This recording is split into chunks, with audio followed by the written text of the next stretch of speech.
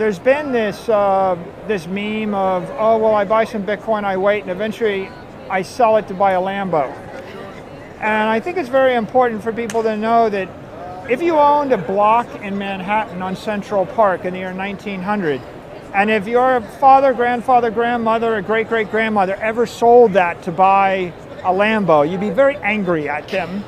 And if you go back in time and give them advice, you would say, Mom, don't sell the family property, borrow against the family property to buy the Lambo, and then I will inherit the family property, which will be marked up by a factor of 100, and I can also mortgage it or remortgage it to buy my own.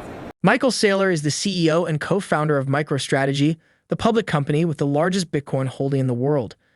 During the Bitcoin 2022 conference, Saylor had a brief interview with CNBC's Mackenzie Sigelos. In the interview, the American entrepreneur and business executive explains why it is important for investors to hold on to their Bitcoin. He adds that serious Bitcoin investors will ignore all the FUD and negativity being spread by the media and instead keep stacking their coins, or they will regret not making the move later. This is not the first time that Saylor is advocating against investors giving into panic and FUD.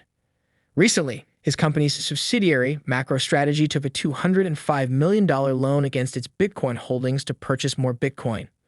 This shows that the business analytics firm has no plans to sell any of its over 125,000 Bitcoins.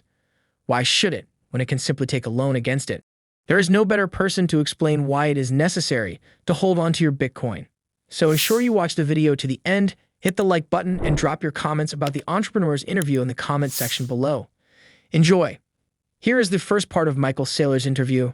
You know, my outlook is very long-term, and the reason I say do not sell your Bitcoin is because if I look back at my life as an investor, the things that I regret are when I found a really good idea and I underinvested in it. Like you know, Google was a good idea, Facebook was a good idea, Apple was a good idea, Amazon was a good idea. A digital monopoly that changes the world for 1 billion people is a good idea.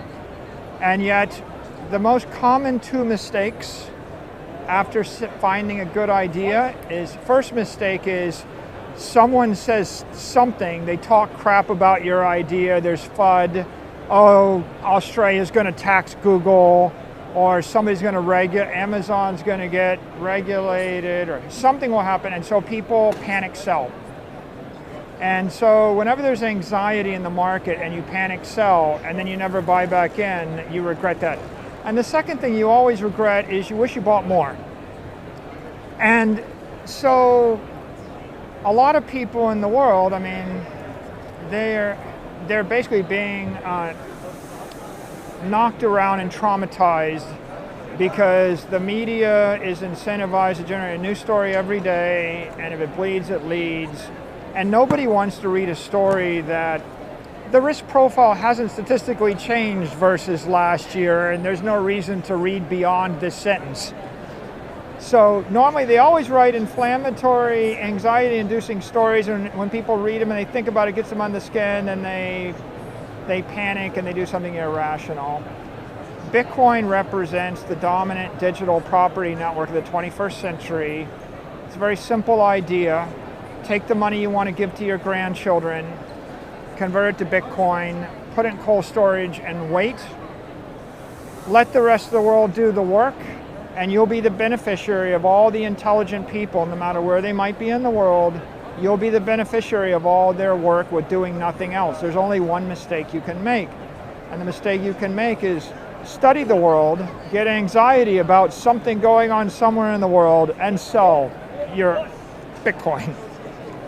So I think that the common phrase, you do not sell your Bitcoin, is similar to what's written on the back of Hitchhiker's Guide to the Galaxy, which is the famous 2 words from Douglas Adams: don't panic. You basically wrote the corporate handbook on adding Bitcoin to your balance sheet and taking that approach. You just borrowed fiat cash against, using your Bitcoin as collateral, $205 million to buy more Bitcoin. Is this what all companies should be doing now, in whatever way they're able to allocate funds in that direction? we want to set an example for corporations, and so Bitcoin is pristine collateral. It's theoretically the ideal collateral against which to take a loan. And so we felt that by us doing this deal with Silvergate Bank, it would make other banks either jealous or comfortable, and hopefully we'll see an entire Bitcoin banking sector evolve. And we want to support Silvergate Bank, as they move into this space. I think on the flip side, from the point of view of a Bitcoin holder, there's been this meme of, oh, well, I buy some Bitcoin, I wait, and eventually I sell it to buy a Lambo. And I think it's very important for people to know that if you owned a block in Manhattan on Central Park in the year 1900, and if your father, grandfather, grandmother, or great-great-grandmother ever sold that to buy a Lambo, you'd be very angry at them. And if you go back in time and give them advice, you would say, Mom, don't sell the family property, borrow against the family property to buy the Lambo, and then I will inherit the family property, which will be marked up by a factor of 100, and I can also mortgage it or remortgage it to buy my own. Don't sell your Bitcoin to buy a Lambo, borrow against your Bitcoin, and you still have a share of the greatest digital property and a sweet ride or property to call your own. In his interview, Saylor explains further that it is much wiser for investors to borrow against their Bitcoin than sell it off. However, he adds that investors should be cautious to avoid getting over-leveraged. With MicroStrategy, Marathon, and other companies borrowing against their Bitcoin holdings to facilitate purchases and take care of corporate expenses, Saylor believes more financial institutions will be open to giving out Bitcoin-backed loans to investors. Listen to Saylor's explanation here. My house in Miami Beach is 305 times as expensive as it was in 1930 when it was first sold. I have the bill of sale on my wall. If you back calculate, you conclude that the actual inflation rate of the money supply against scarce desirable assets is 7% a year for 100 years. The government statistic is less than 2%. And so you just have to ask yourself the question, do I want to sell something going up in value 7% a year when I could borrow money at 3% a year? And of course the Bitcoin is more extreme. I mean, Bitcoin is appreciating not because of the rate of currency expansion, but also because of the rate of general mainstream investor adoption, and also because of the increase in technical utility due to things like Lightning and the beautiful things that are being done by Cash App and the like. So, we set up a credit line, we borrow against it, we do it responsibly. We have $5 billion in collateral, we borrowed $200 million. So I'm not telling people to go out and take a highly leveraged loan. What I am doing, I think, is doing my best to lead the way and to normalize the Bitcoin-backed financing industry. And I think the corporate beneficiaries would be the Bitcoin miners. We're not the only ones with a Silvergate credit line. Marathon did a credit line with Silvergate Bank against their Bitcoin. So there's 24 publicly traded Bitcoin miners around now. And so I think there should be dozens and dozens of publicly traded companies that are doing this. I think there are a lot of Bitcoin holders that have always despaired they'd have to sell their Bitcoin, but they didn't want to. I had many people that are large Bitcoin holders text me and message me after they read about our deal, and they said, can you hook me up with the bank? I want to do the same exact thing. And I was like, no problem, here you go. And so I think it helps them. I think it also is very helpful in the institutionalization and the maturity of the asset class. Because if you roll the clock back to the 90s, it used to be, in Mexico, you couldn't get a mortgage. And you couldn't, I hired a bunch of people from Mexico City, and they said, Mike, we have to pay cash for a car, and we can't get a mortgage. And so no one can buy anything. Yeah. At the point that people started securitizing cars and securitizing houses, and you remember the great American program was Fannie Mae and Freddie Mac, and the idea was to make it easy to securitize mortgage so that you could drive down the price of borrowing so that a 23-year-old could buy a house.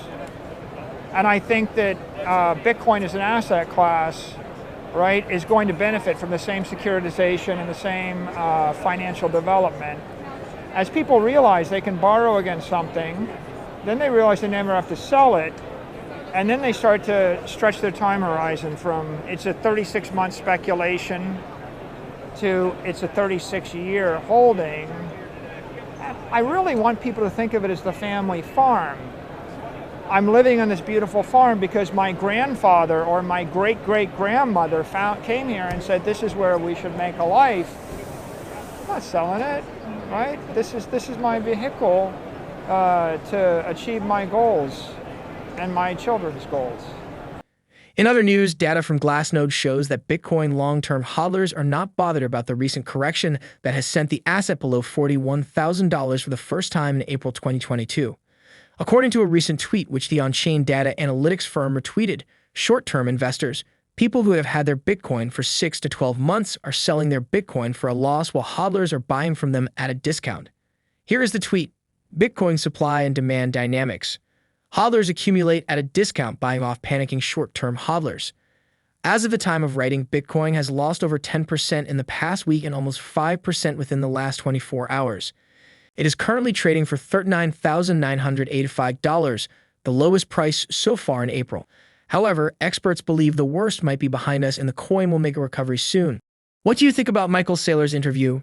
Are you holding on to your Bitcoin or selling when it hits a specific milestone? Please let us know your thoughts in the comment section below.